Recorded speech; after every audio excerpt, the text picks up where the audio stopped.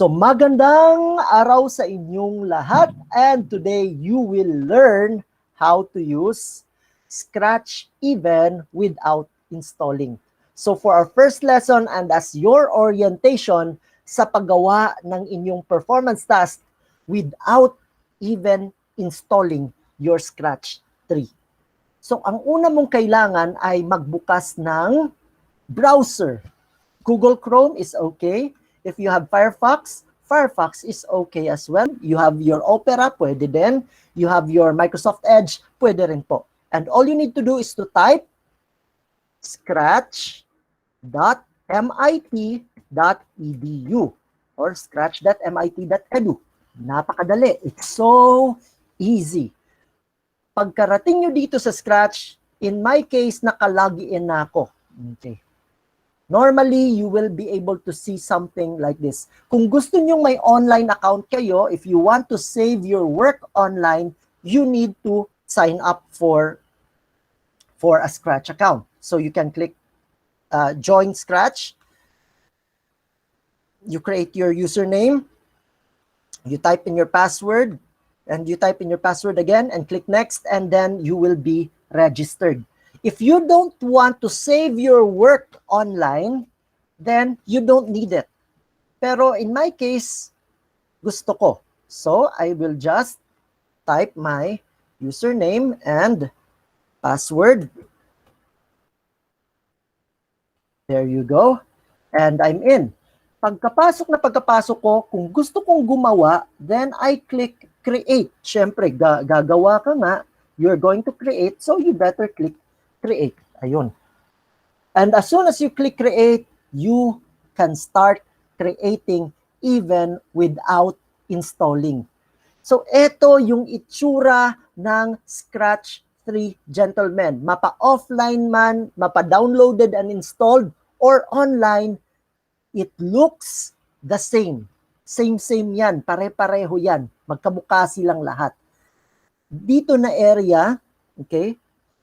Dito na area is where you put your codes. Okay? You can put the code here just like that, or you can remove the code by putting it back. No problem. Costume. By clicking here, you can change the costume of your character, of your sprite. Sir, hindi ko makita masyado. Ayun, nasa baba, oh. So if you make another sprite, it will show its costumes right here. Sir, anong pinagsasabi mong costume at anong pinagsasabi mong sprite? Pag sinabi kong sprite, when I talk about sprite, sprites are the characters in your animation. Okay? Sila yung mga characters in your animation. Pwede silang bida, kontrabida, nasa background lang, baka basurahan lang, or it could be the building that is moving in the background, or the waterfalls that's moving in your background. Ang tawag sa kanilang lahat ay mga sprites. Okay. They are all called sprites. Meanwhile, ang mga part ng sprites, because it's an animation, like for example, this one is costume 1, it looks like this. And it's composed of different parts. Na-notice mo, iba-iba yung parts, oh. Iba-ibang parts. Because you can move these parts. And when you duplicate, you can move the parts to change its shape so that if you move from one costume to the other, it looks like it is moving. Para siyang gumagalaw. Wow! Ang galing. Yes, it is. Ang galing-galing. Now, let's get down to business. Ang plano natin ay gumawa ng animation about pagiging isang turista. The most important character in the story is the turista, the person who will be your tourist and the ones who will explain everything to the audience. Okay. So, kailangan gagawa ko ng sarili kong sprite. I cannot and I should not use the created sprites already. Sir, meron na bang created sprites dito? Ang sagot is, yes, meron na. How do we do that? Tingnan nyo to, ito, you know, yung sprite button na to, you can click choose a sprite at bibigyan ka niya ng napakaraming sprite. Sir, can we just modify the sprites? Yes, that's one way of being creative. Tatanggalan mo siya ng ulo, papalitan mo ng ulo mo. Yes, you can do that. I will allow you to do that. That's very creative. Okay. Sir, can we make a zombie as our sprite? Ako po ang zombie tourist ng Pilipinas. Yes! For as long as you avoid profanity, mga bad words o paninira ng ibang tao, avoid sex, mga naguhubaran dyan, and avoid lang ang masyadong bloody unless necessary. So, let's keep it wholesome according to Homer Simpson. All right, gentlemen? So ako, I will not choose a sprite. I will create my own sprite. So, kita nyo, ito, you can click paint. Ayun. Click paint. And there's an empty sprite. It's now called Sprite 1. I-click mo lang siya. And there's Costume 1. Wala pa. Now, sa Costume 1 na to, I want to paint. There are two versions. You can have the bitmap na buong picture.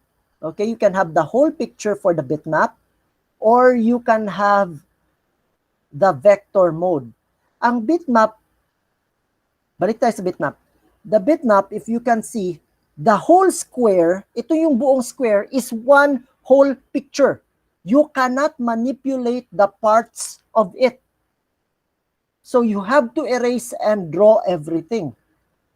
Unlike in vector, halimbawa, pag gumawa ako ng circle dito sa vector and change the shape, I can change the shape that easily, like that. Oh, gagawin ko tong katawan ng tao. Ayan. I'll make it into a human body. Just like so. Okay. And gawa pa rin ako ng isa pang circle. Ayun na. Oh, sample lang yan. I'll duplicate this costume and I can now start making, oh, not that one, delete natin yan. I can start making the person walk by adding tuhod. Okay. And move the person. You can move it like this. But, pag gumamit ka ng bitmap mode, wala na, hindi mo na mamumove yan. You cannot move it.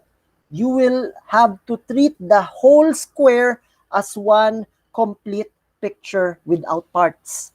So, I would suggest, gumamit ka ng vector mode. Ayun. So, teka muna. Wait a minute, kaping mainit. Ano ang kailangan nating gawin? Back tayo. Dito, sa costume, I can upload my picture. Upload a costume.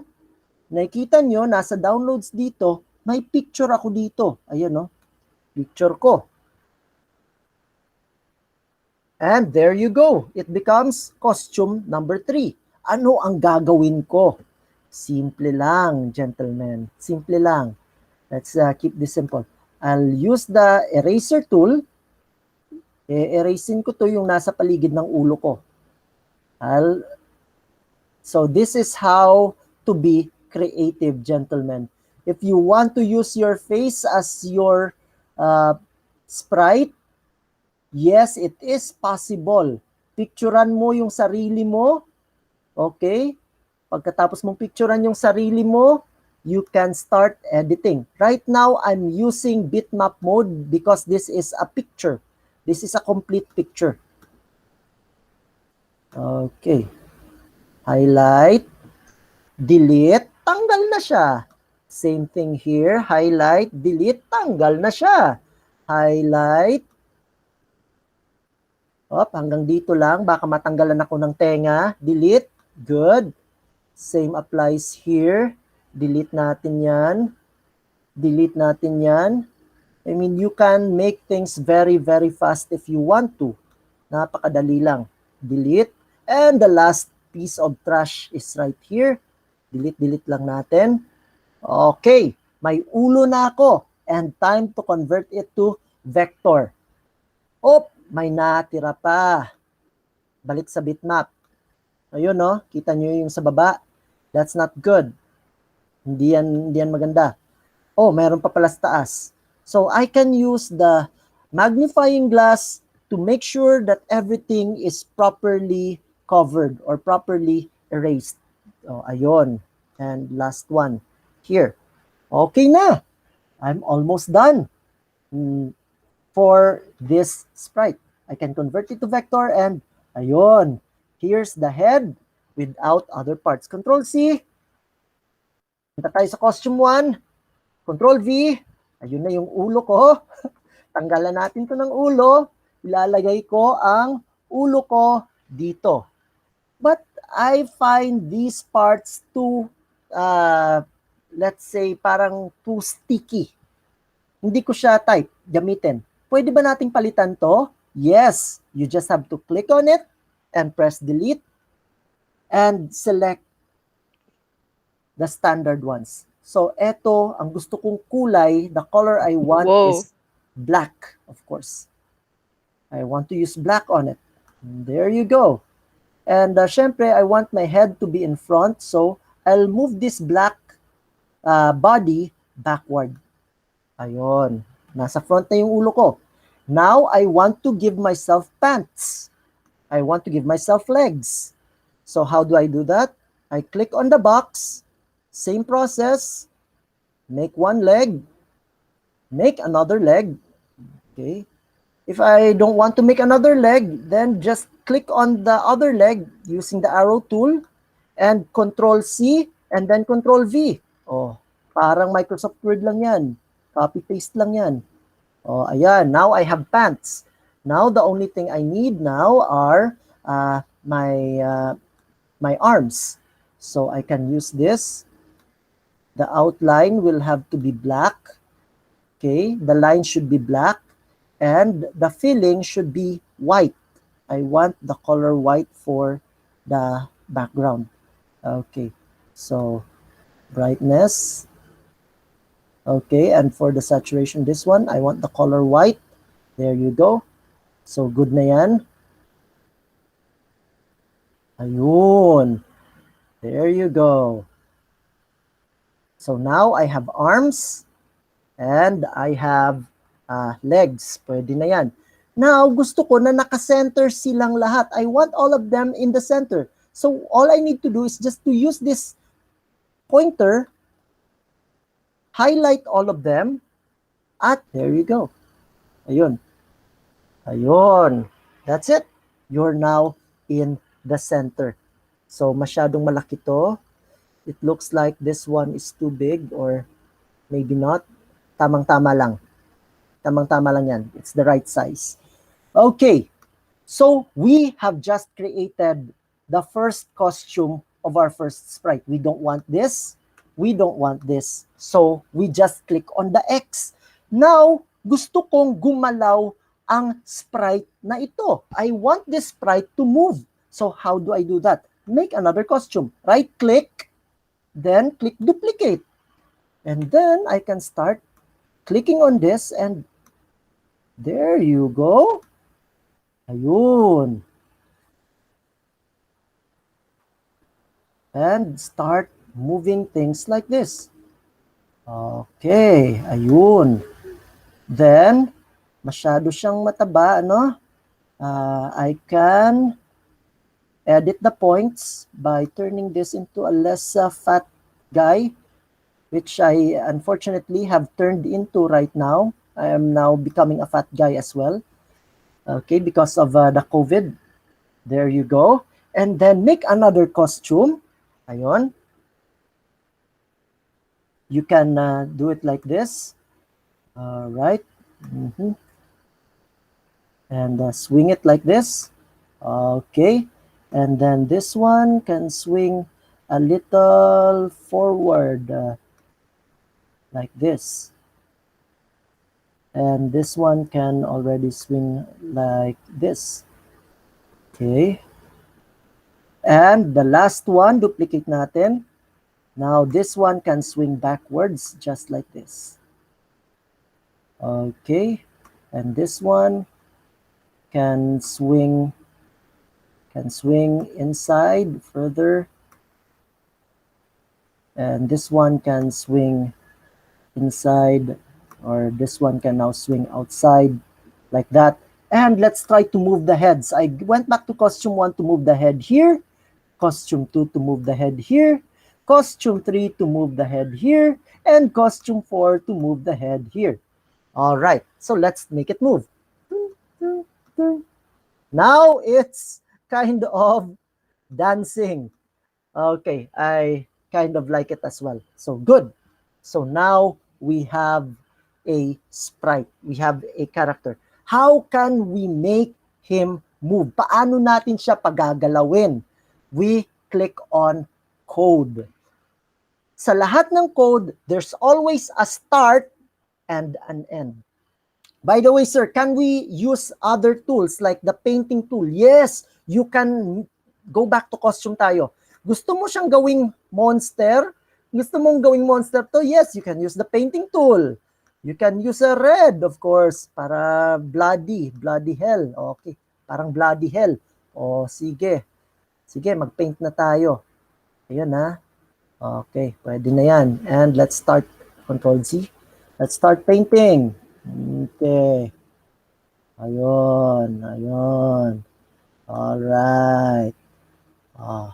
Parang zombie na yan. Dumudugo yung ilong at dumudugo yung bibig. Ayan. Ayan. Zombie na. I can be as creative as I can. Pwede na yan. You can be as creative as you want. Again, reminder, avoid at all cases unnecessary death, sex, and bad words. Yun lang yun.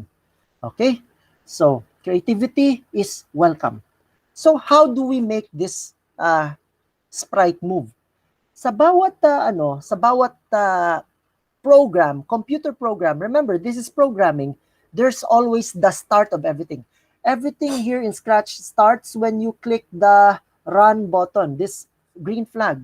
And that can be activated by clicking here. Please take a look at the left side. There's the control or the event, sorry. And that's the first event that you want to do. The first event is to click on the flag. Ayun. Palakihin natin para mas maganda. So it becomes more visible. Ayun. When the flag is clicked, what happens? You want to see him appear. So you want to go to the looks. Okay. You want him to show up. Of course, you want him to show up. Ayun, show. And you want to make sure na yung costume niya ay nasa costume 1. Switch costume to costume 1. Ayun. After that, you want to switch the costume to costume 2. Pero kung mabilis, you cannot see the costume 1, right? You want to see the costume 1 for some time, let's say 1/2 second. So you go to control. Because here in control, there's the wait for 1 second. Maybe I'll switch it to 0.5. 0.5 means 1/2. So there's math. Kailangan mo ng math dito. Kailangan mo rin convert 1/2 into decimal, 0.5. So you need math, you need Araling Panlipunan, you need CL, and you need Filipino to do well. So, and computers, of course. So 0.5, and after nyan, I will switch now to costume number 2. Ayun. There you go, costume 2. Then, I can wait for another 0.5 seconds and go to costume 3. Sir, wait! 0.5 costume 3, then 0.5 costume 4, then 0.5 costume 1. Can we do something about that? Yes, we can do something about that. Move it down, like that. Separate natin siya. And then, right-click and duplicate. Ayun. And another one, right-click and duplicate. Ayun. And attach. So, costume 1, costume 2, costume 3, and costume 4. Pero sir, pagkatapos ng costume 4, magsa-stop na yan. Yes, it will stop already. But let's try it first. Yay! Sumasayaw na siya. Up to costume 4. What, sir, if I want it to keep doing it forever and ever? Can we do that? Yes, you can do that also. How, sir? Paano gawin? By using a control. You can make it repeat 10 times. You can make it repeat forever. You can make it run if someone pressed a button. Pwede rin. Ang daming functions. But since this is your first day, this is your first time, let's just try the simple ones muna. We can discuss about those in our next meetings or in our next week. So I'll include here forever. Okay. Show, then forever. See? And right here, I can put everything inside forever. And mag-switch na siya forever. But first, yung mukha ng costume ko, can I just have a clean one without the painting on my face? Pwede ba yun? Walang paint? Okay, duplicate natin. And I'll name this one costume 1. I'll delete this costume 1 and rename this as costume 1. Rename. How do you rename this? Of course, you go here. Costume 5, turn it to costume 1. Oops, Control Z. And bring it back to its original position kung ano ang costume 1. Alright. Costume 1 is like that. Okay, dokie. There you go. Original. Okay, and head is right here. Someone made a comment. So, I'll read the comment right now. At nag-raise ng hand, go ahead. Penguin. Can we use a cartoon character? Of course, you can use Winnie the Pooh with the head of Xi Jinping if you want. I really like that guy. Okay, so now, let's play it. Dahil ang code, kaya niya na mag-forever, let's play it. Ayun. See? There's something wrong because after costume 4, hindi ko nakita yung costume 4, bumalik siya directly to, bakit nag-costume 5? It should be costume 1, not costume, di siya na-save. There you go. It should be costume 1. Alright, balik tayo sa code. So now, it's costume 1. Bakit biglang nagbago? It did not show costume 4 because we did not wait for 0.5 seconds. Okay, so let's fix that. That's why testing it from time to time, if you notice before we proceed to forever, tinest ko muna siya. Testing is a very important part of programming. Okay? Kaya nga, nagbabayad ng malaki for quality assurance testers because it's very critical. You don't just submit your work without testing it. Ayun, ang ganda oh. Ayun. Sir, can we make this guy talk? Of course, you can make this guy talk. You can go back to codes and go to the event and you say that when you click this flag, what do? When you click that flag, you wait for a few seconds. Let's say 5 seconds muna. You wait for 5 seconds and then make him talk. Saan yung talk na yan? Yung cloud. You click here in look and say or think. So you can say hello for 2 seconds. Let's try it. And after 2 seconds, mawawala na yung hello. Let's try it. 5 seconds. 1, 2, 3, 4, 5. And hello! And wala na. Just doing this, marami kayong pwedeng gawin, gentlemen. Now, for the last part, for the background. Yung sabi ng iba, to make a good background, you click here in the backdrops at gumawa ng background like this. That's nice. But I tell you, no, hindi siya magandang panuorin because the background is not moving. Hindi gumagalaw ang background mo. So how can you make the background look better? Simple lang. Turn the background into a sprite. So, make a sprite na background. Pwede ba yon? Yes, pwede yon. So, paint another one. Okay. So, you paint another one. And then, you upload a beautiful picture of Tubataha Reef. Example lang yon. Upload. Ayun. And look for a beautiful picture. Ayun, napakaganda. Open or maybe this one. Ayun, mas maganda to. May shark eh.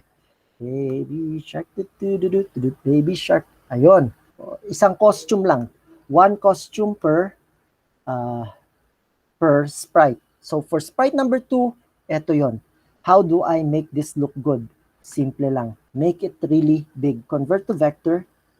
And I want to make this really big. Ayun, palakihin natin. Palakihin pa natin. Make it really big. Okay. Make it really, really, really, really big. Because you want to move the picture from time to time. You go to your code and make the sprite appear. Make the sprite appear. So, upon clicking on, so punta sa events, when you click on this, want to put the sprite in this position, then click on the motion, go to, ayun, yun yung position niya. And show. Nasa baba. And show it. And after nyan, you want this shark to move to the other side, just like that. So, you can go to motion, glide to, eto na, glide. Pag sinabing glide, it slides from the first position, which is 224, negative 55 to, ayun, negative 86, 56. For how many seconds? You can do it, let's say, for 20 seconds para matagal. All right. And of course, you want sprite number 2 at the back of sprite number 1. The human being in front. I want the shark at the back. Go back or go to the back layer. Ayun. Let's play this. And go. So the background is moving. And I am dancing in front of the shark, and thank God the shark is still not eating me. So right now, we are animating as if ako yung gumagalaw, but in reality, it's not me moving, it's my background moving.